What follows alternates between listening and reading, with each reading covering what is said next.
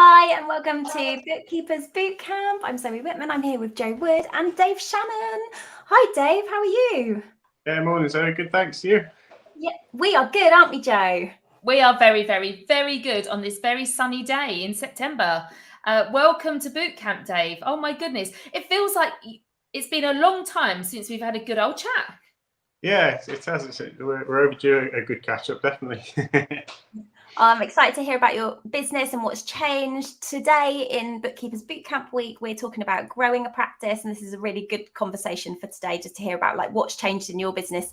You've been on the podcast before, you've got a really interesting history and background, and I'd love to start, if that's okay, Dave, just could you give us a little bit of a background about how you became a bookkeeper, please? Yeah, sure, no worries. So pre-bookkeeping days, I was a driving instructor, which is where the Drive Ahead name came from.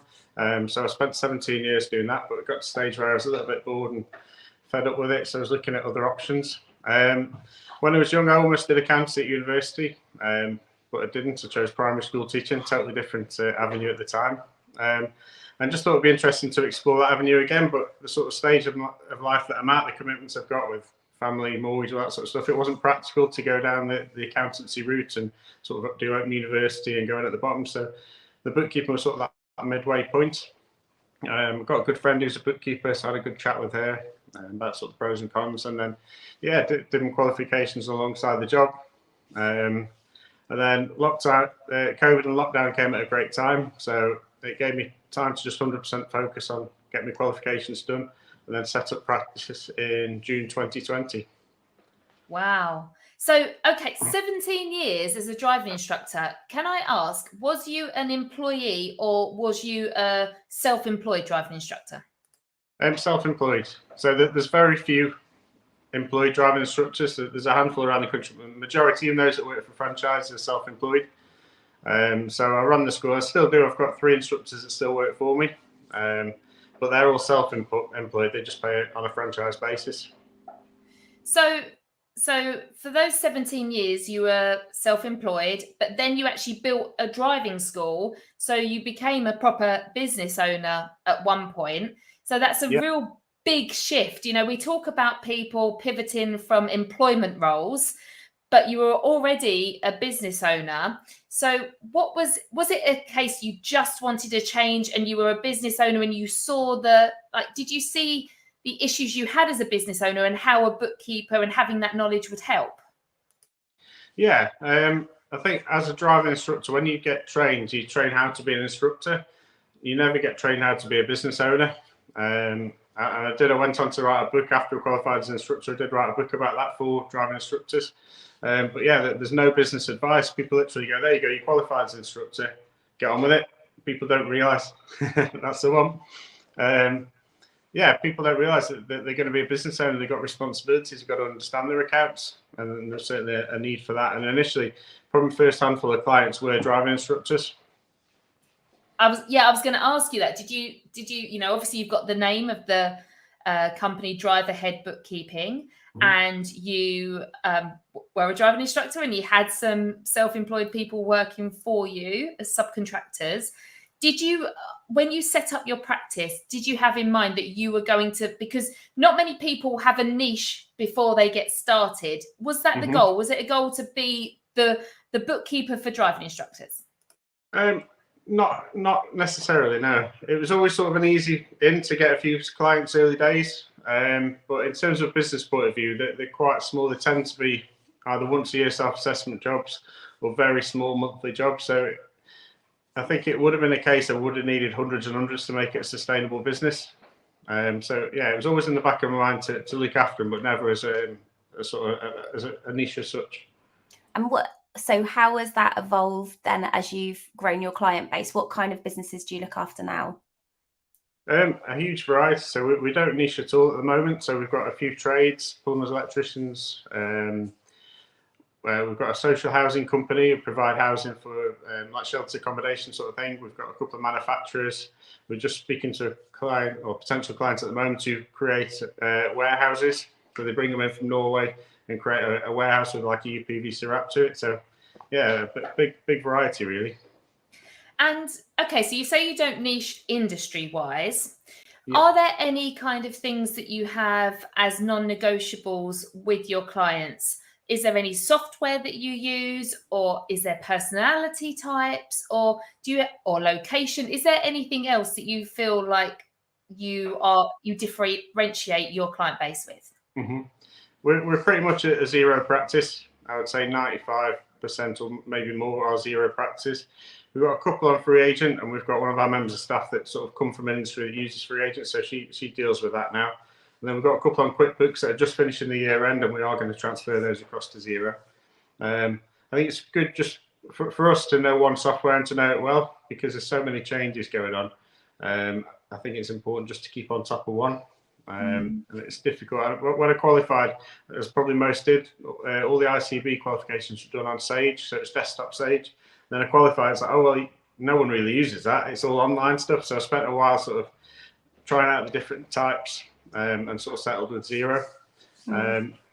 We use a bit of Dext and a bit of HubDoc, depending on the size of the client. I think Dext is great, but it's quite expensive for the smaller clients. So HubDoc tends to do those pretty well. Location-wise, we have got a few outside the area. So I've got clients in Walsall, I've got a couple of clients in London, and they've come from recommends. It's not somewhere I'd sort of go looking for the business. It's just referrals from current clients, but the majority are local. Now, I like that because I like to visit the business and get involved with the business owners, just to understand them a little bit more. And I think that face-to-face is still quite important. Yeah. Dave, I'm right to think you did all your exams in COVID times, like 2020. Yeah. Do you realise, like, talking about your client base and like, oh, we've got clients here and there and they do this and we've learned this and this. Did you think you'd be here in 3 years' time? Not at all, no. I didn't think I'd be here in 12 months ago. It's incredible what you've been able to do. Like, we were doing, when we were in the Six Figure Bookkeepers Club last night at boot camp, we ran a session and we were talking about limiting beliefs. We were talking about pricing, the things that setting ourselves goals, fear of setting goals. And I think that you have just demonstrated how in a really short time, you can completely change a huge, vast amount of experience and history, go from one business at which you still run successfully to start a whole new business. You're talking about your team, which we'll ask you about. You've got all these clients, you've learned all this stuff. This is totally possible. And I hope you've been able to sit back and say, whoa, I've done so, and you wrote a book. You wrote a book, Dave. So, well done. It's really incredible. And I think it just, we've been having these conversations all week, and it really strikes me how much you've done. It's really impressive. Yeah, thank you. It's just one of those, every now and again, you sort of look back and go, geez, that's where we've come from. And you sometimes don't realize it while you're on that journey. Things are happening and you bring on new clients and doing new things, and you don't always notice what's going on. And I've got a client, he was one of our first clients, and he's still one of our biggest clients now. And he's very experienced in business. He's always been a bit of a mentor as well. And quite often he'll say, just remember where you were when we started business like 2 years ago and where you are now. It is important just to reflect back on it. It really is. I mean, Dave, did you have doubts when you started? And did you have some limiting beliefs? Like, what was going through your mind? So obviously you were forced into a corner. I'm assuming when COVID happened, you couldn't really do driving instruction. Oh, I know you can't actually, because I had a 17-year-old son at the time who couldn't do his lessons. So you couldn't do that. And then even when you did go back, I mean, they were in masks all the time. It was difficult. Yeah, it was hard. Yeah, it wasn't a nice experience. So do you think if that hadn't have happened, did you still have the drive, or did it force you? Because did you have any beliefs of, can I really do this? What was going on in your mind? I think, like you say, we had to stop teaching. We did get looked after. There's the SICE grants that came through. So from a financial point of view, it was okay during that period. So it wasn't, the pressure wasn't on. But yeah, certainly it gave me that opportunity to build the business. And I think possibly if COVID hadn't happened, it would have happened, but maybe taken a lot longer, because I was earning okay. Driving instructor wasn't a bad wage. I was getting through the qualifications, but yeah, it did force me into, right, let's get on with it a little bit more. But then it had its own challenges in, okay, well, I'm qualified, but I can't go out and meet anyone. There's COVID. All the networking groups are online, which are a bit limiting. So yeah, it's a little bit of both, really. So, okay, so it gave you an opportunity. You were able to really pivot and do something that you hadn't planned to doing.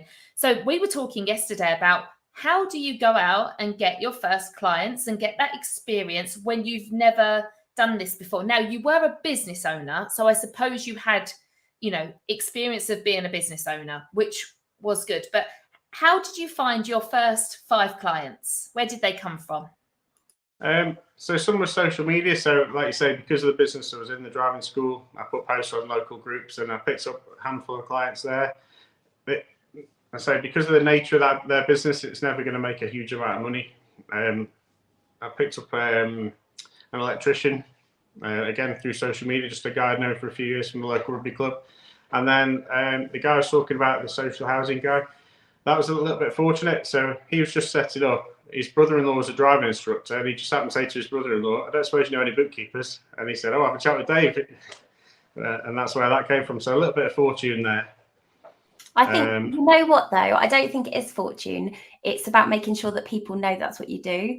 And so that conversation wouldn't have happened. I think for a lot of people, they can get referrals if only people know that they're the person who can help.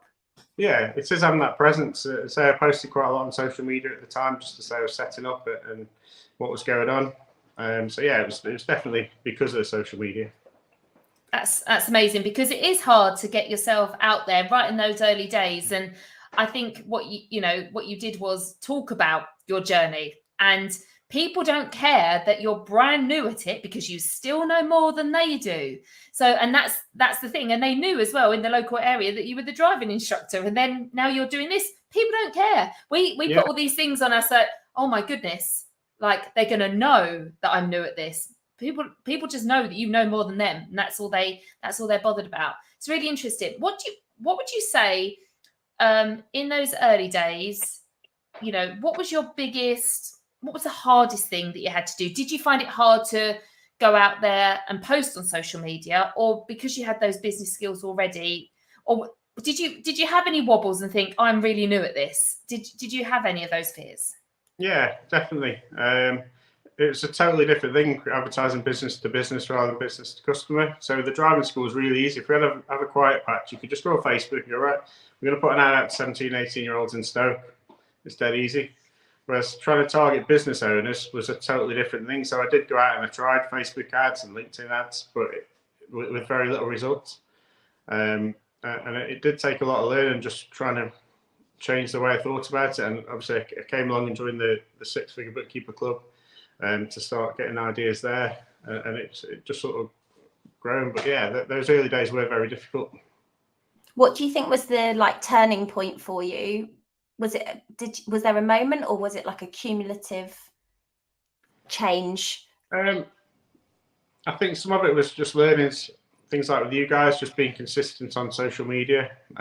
So there's a lot of guests you've had in the past that have talked about that, and we tried to implement that.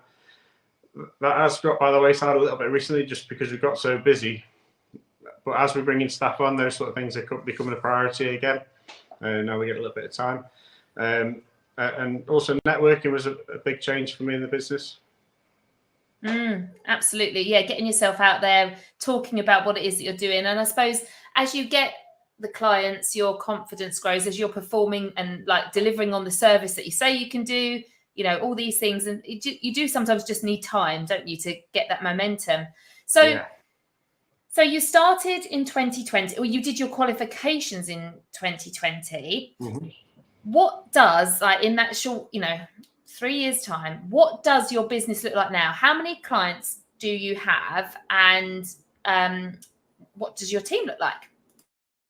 So we've gone from obviously just myself to now is my wife is full time.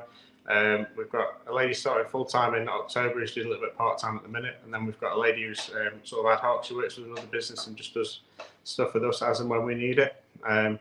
We've gone from me working at home on a desk about this big to we've got the office, which we're about to outgrow. We're still at 6 months on the lease, but we need to look for another one.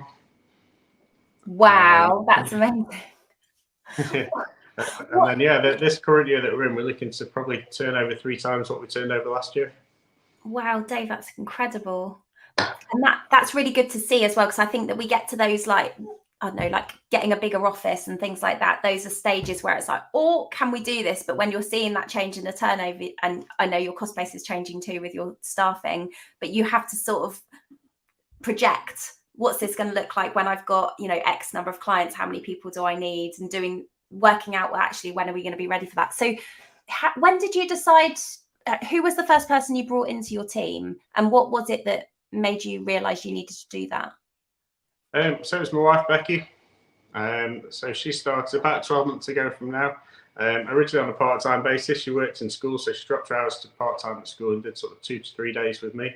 Initially, the aim was to do admin stuff, so keep on top of emails, a bit of data entry, scanning, that sort of thing. But then as she started to sort of, quite enjoy this, so she started to do her qualifications as well. And then at the time, I'm not really enjoying school anymore. So okay, by Christmas we'll make it full time, which we did. So she gave a notice in December, then started full time in January.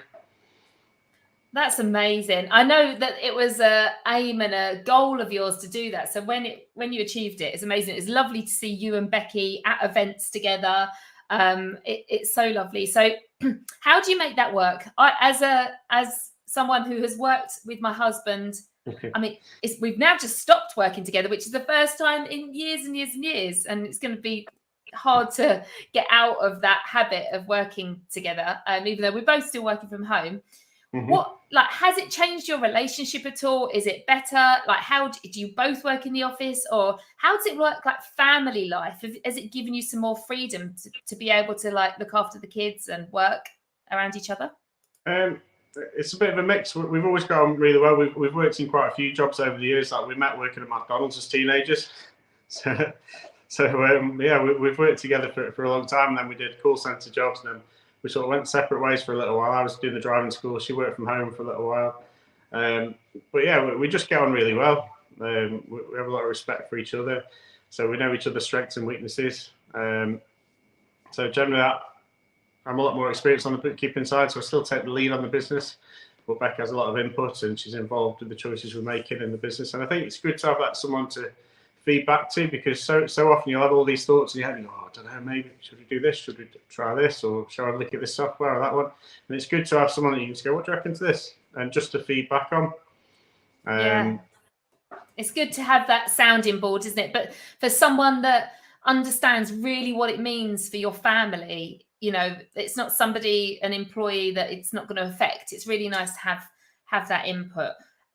So what is, like, the core services that you offer your clients? What do you do for your clients? What's your, like, gold standard? So we try and offer a full account service where we can. So for the larger clients, we do sometimes 3 weekly bookkeeping, depending on the size of them. VAT returns, payroll, CIS. We do management reports, starting to look into doing cash flow forecasts. So what the aim is for those, certainly the bigger clients, is to be a whole finance function for them. We took on a client recently, I think it's back in May. They'd had an in-house accounts person for 10 years.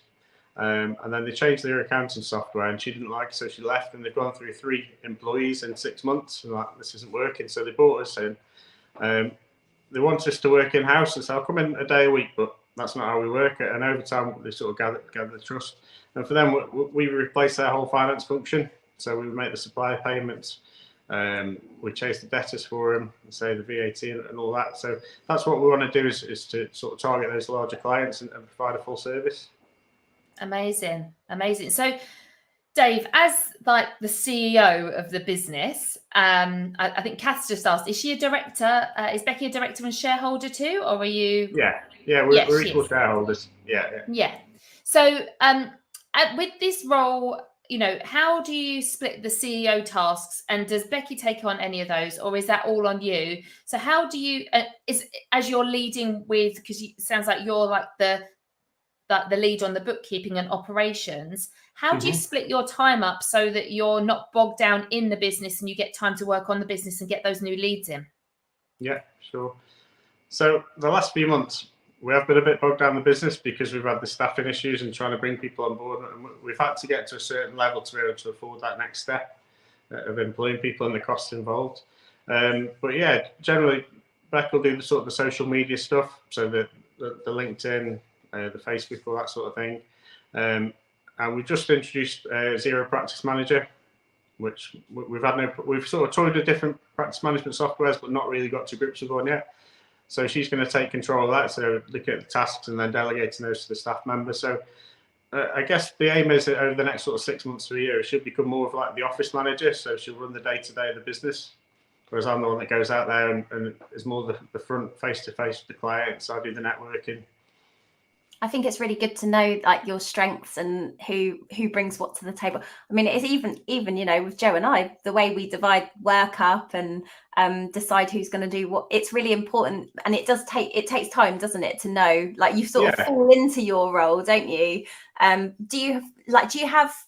I think one of the things, I don't know if like in your business as well, Jo, I guess you have to have those like defined roles. It's really easy to keep it informal when it's a family business, isn't it? And just be like, oh, someone will pick it up. So do you have that like structure in terms of like, this is yours, this is mine?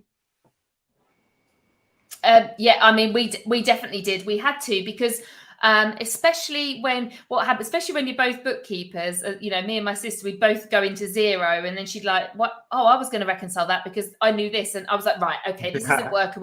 We're both, both doing it.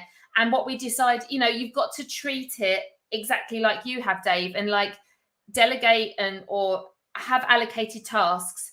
And you do have to see yourself, you have to get that, the vision of the how the business would look if it was multi-million. Who's going to be there? Who's going to be sales and marketing? Who's HR? Who's IT? Who's sitting in these seats? And you might be wearing the hats or sitting in multiple seats at the beginning. On day one, Dave, you were sitting in all the seats. It was you. You were doing everything. But slowly, as you bring people in, and this is where it's really good that you are listening to where their skill sets are, where they find more joy. It's like, yes, have an understanding of all of the things, but where's the best seat? Where are you going to be happy? So that's really good. And it is interesting that the person that starts the business does tend to be the best sales and marketing. It's with regards to, going and speaking to the clients and selling that. And it sounds like yours and Becky's roles are very similar to what you and me are very similar. Marie was the same, practice management and doing those kind of making sure that it's all flowing behind the operations kind of director eventually. Yeah. I think it's hard to be both sales and marketing and operations director, and make decisions. It is hard. Definitely. It's really good to have somebody else. I think it took a long time to get to that stage. It's like I've never been much of a public speaker at all. So I first went along to a network group. I'm a member of a local BNI chapter. And the first time I went, I thought, geez, don't want to do this. And then I've sort of been there just over a year now, and it's just a natural thing. You give you 45 seconds talk every week. And I said to Becky at the start of the summer, you're going to come along now, it's holidays. No, not going to talk in front of anyone. No, not at all. But then sort of in the longer term pitch, like you say about planning. So our goal is in the sort of next 12 to 24 months is to grow to about 10 or 12 staff in the practice. So my role will then just be sort of the sales role and the sort of the month end, sort of the more detailed sort of end of month reporting, cash flow, budgeting, that sort of thing. Whereas Beck will step back and just sort of run the office. And the aim is then to have pods so that maybe 2 or 3 staff understand the core client. So if one's off sick or holidays, someone else can pick it up. And that's how we sort of envisage the business over the next couple of years. That sounds exciting. So how many clients do you have at the moment? I'd say we're around about 60 at the minute. Okay. And when you envisage that team of 12, like how many clients do you need to have to get to be able to support a team of that size? I'd say around about the 150 mark. Yeah. Interesting. So, yeah. yeah, And I think are you? Sorry, at the are you minute working we've got- towards like having a certain so you said you've got this full like finance function, but you also said you've got the odd ones that are just annual, like tax returns, smaller clients. Is it a case that when you envisage the 150 clients that they're all more like the finance function ones, and is that what you're aiming for, or are you aiming to build up on both? We are aiming for the bigger clients, because just from a business point of view, they are more profitable. You can spend the whole day and just really get stuck in and get a load of work done and really get involved with it. Whereas with the smaller ones, it's a dip in, half an hour here, half an hour there. So yeah, the bigger clients is what we're aiming for, but we're also not going to sort of let go of the smaller ones, I guess. But it could come to the point where we have a team member who their job is just the sole traders, possibly.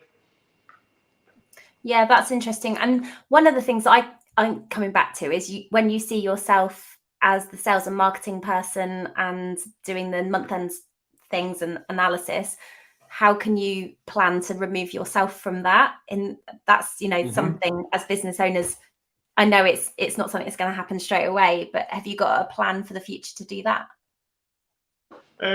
One of the things that we've got in place is as we bring new staff in that we encourage them to get qualified and do more qualifications. So we found when we've employed, there's very few actual qualified bookkeepers. There's a lot of people who've been accounts assistants who've sort of gone into an industry and learned it on the job as such. So we're offering all the staff to do the qualifications, whether we stay on the ICB route or whether we switch to AT, I'm not sure right now. But yeah, it's to eventually train someone that can replace me. It is difficult to let go, and I still find that now. There's clients that I've always dealt with, and Becky's like, "Can I help you?" And it's like, "No, it's mine." I'm dealing with it, and it is really difficult to let go. And I'm sort of slowly getting used to that, and especially as we're getting staff members on, we're sort of forced into that choice. It's like, right, we need to give some of this work away so we can concentrate on growing the business. Yeah, it's so true, Dave, because yesterday we was talking about the mindset you need to step away of being an employee and maybe talking to your client and your family about setting up as a business owner and all of that kind of mindset shift.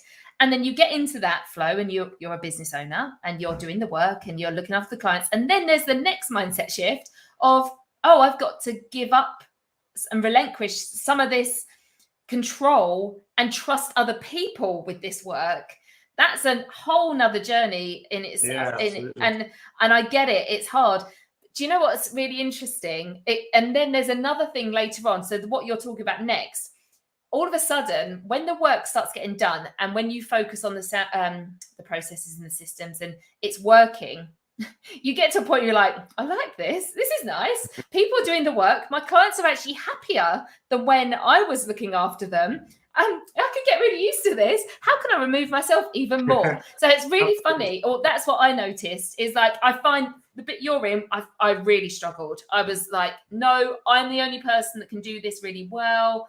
But then when I realized that there were people out there better than me and they do it well and I can just bring in the leads, I'm like, this is good. So it's there's all these journeys that we go on, with confidence and things, but we forget about this little bit where relinquishing the control is actually really, really tough because you've worked so hard to get those exams and you only did that a really little while ago. So you're like, why do I want to give this bit up when I've worked so hard to get here? How do you help yourself get over that? It's difficult, isn't it? And there's things I'm learning all the time. It's like the client that we're quoting for at the minute. They've got import VAT, which we've never had to deal with before. So it's something now I'm going to have to go and learn a bit about, which I quite enjoy. But then it's like, okay, well, I've learned this now. I don't want to pass it on. It is really difficult, but I think it's just working with your team and having those conversations on what they can do and trusting them a little bit and working with them rather than just going, there you go, crack on with it. It's when you meet clients and you have those discovery calls or those in-person meetings, it feels like you've got that connection with them and you want to be able to set you're having those conversations, you're like, don't worry, I've got it, we'll do X, Y, and Z, and you want to do X, Y, and Z, don't you? And it's like your baby, your business. It's like another child. How have you found, you were talking about hiring a team and training people, I know people are finding recruitment really difficult at the moment. How have you found it in terms of finding people who are the right fit for you? Yeah, very difficult. So we started off, we took on a recruitment agent to take on a member of staff, and we found someone who seemed great. She came in, did 2 days and then left. So it seemed a great fit. Did a couple of days in the office, seemed really good. We took her out for lunch on the second day. We've got a little restaurant upstairs in the office, and it seems to be going really well. And then, yeah, after a long weekend away, she's like, yeah, my head's not in the right space right now. I was like, okay, that's fine. And in the meantime, we've taken on more new clients, so we had to start the process again. And we've found a lady who's going to start, but she can't start. It was like a 2-month notice period in her current job, so she can't start till October. But fortunately, she said to us that she can do a couple of hours a day between now and then. So that's sort of helping to bridge the short term. But it has been quite difficult. Yeah. The other lady we got was quite fortunate. Again, going back to the BNI group I'm part of, sort of shared there that we'd had the staffing issues, and there was a guy who was like, "Oh, I've got this lady who works for me. She's done our accounts for years. She used to be full time, but she got that good at what she does. She's done herself out of the hours now, so there's only a part time role available. So it'd help both of us if she could do a bit for you in the meantime." So yeah, a little bit fortunate on that one. It's interesting, isn't it, that how the people that you talk to about getting new clients can help support you get new staff as well. And it's just about relationships and connections in business. It doesn't matter what you're talking about. Absolutely. You can find people. And I think that's why exactly what you're talking about there, Dave, is I've, recently in my practice, June time, we lost a full-time member of staff. And we ended up taking on 3 people to replace her because we were growing. We were already understaffed with her full time. And then people wanted to come in part time. So we ended up taking on 3 members of staff. And then one of them left after 2 weeks. So I get it. It's not easy. And that's why I ended up having a bit of a mixture of a team of employed and subcontracted, so that those subcontracted people knew that it wasn't like a long-term guaranteed. And if I found the right employee that wanted that long term, and that they, after a little while, but I had that. That's how I've managed to do it. That's how I've managed to do it. Like, have a bit of a mixture of employed and subcontracted, because then everybody kind of, it's just helped me build up those foundations, and the subcontractor knows that they're there to help me out of a sticky spot.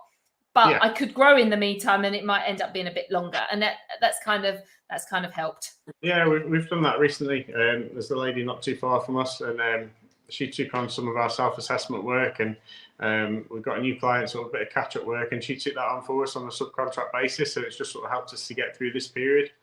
And she's always there as a bit of a backup if we're having a bit of a quiet period staff-wise. We can go, here you go, can you take some of this office? And again, the lady who's part-time, she's not set hours. So again, if we get a new client comes on with a bit of catch-up work, we can go, here you go, just a bit more work for you this week. Yeah, it's really important to think about that, like, short-term fix. And I think that's a really great thing about the Success Lounge as well, isn't it? Like, we know we got a lot of people here who we do see work moving around within the group, and I think it's fab to have people you can call on at any time. And I think this earlier stage is probably the most difficult, because if we take on someone full-time, we get her sort of calendar full, if you like, with work, and then she leaves, suddenly, like, oh geez, we're now doing 4 persons work with 3 of us. But as that gets bigger, so we get to 10 and one leaves, then it's 9 people doing 10. So it's not as difficult to manage. So I think it is that sort of mid-range struggle, if you like. Yeah, that's it. What other kind of issues have you had as you've grown? So we've talked about staff.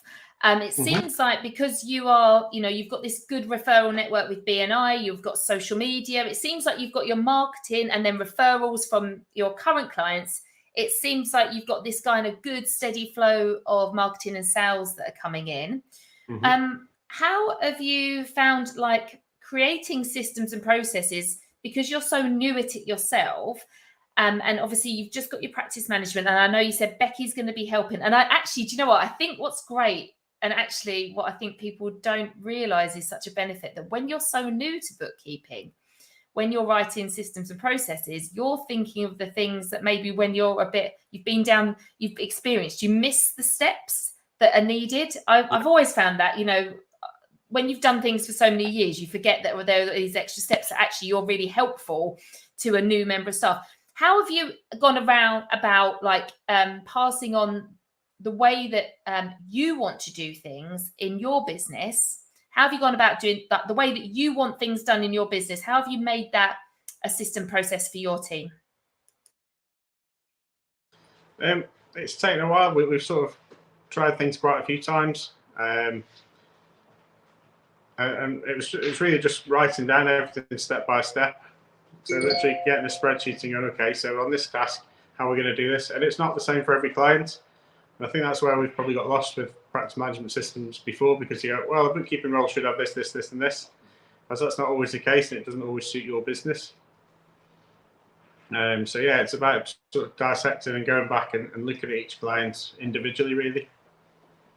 And that's the thing. I mean, you can obviously, practice management tools are amazing, but at the end of the day, it's about getting out of your head and getting it down somewhere. Yeah. And the practice management tools can come at a later date. Can I ask about proposals and letters of engagement? How and like, so you're on a sales call because you've obviously been very good at converting and like to grow this quickly, get 60 clients. You know, you've done a really, really good job at getting people. Do you have a discovery call? Do you meet them in person? Do you give them a proposal then and there? Does it come later? What's that system like for you? Okay, so yeah, we normally start off with a discovery call, whether that's a Zoom or whether it's just a phone call, or it can be an in-person, depending on the client. But we use Go Proposal. So yeah, we'll have that first chat, have a word with the client about the information we need. We'll get back for a second meeting normally to run through the details, and then yeah, we try the same day if we can, just get that Go Proposal quote back across to them. I think I've tried, again, it's a work in progress. I've sort of followed James Ashby for quite a while in the selling to serve process, and it's something we try and use. It's not perfected as such, but yeah, that's the sort of process we look to follow.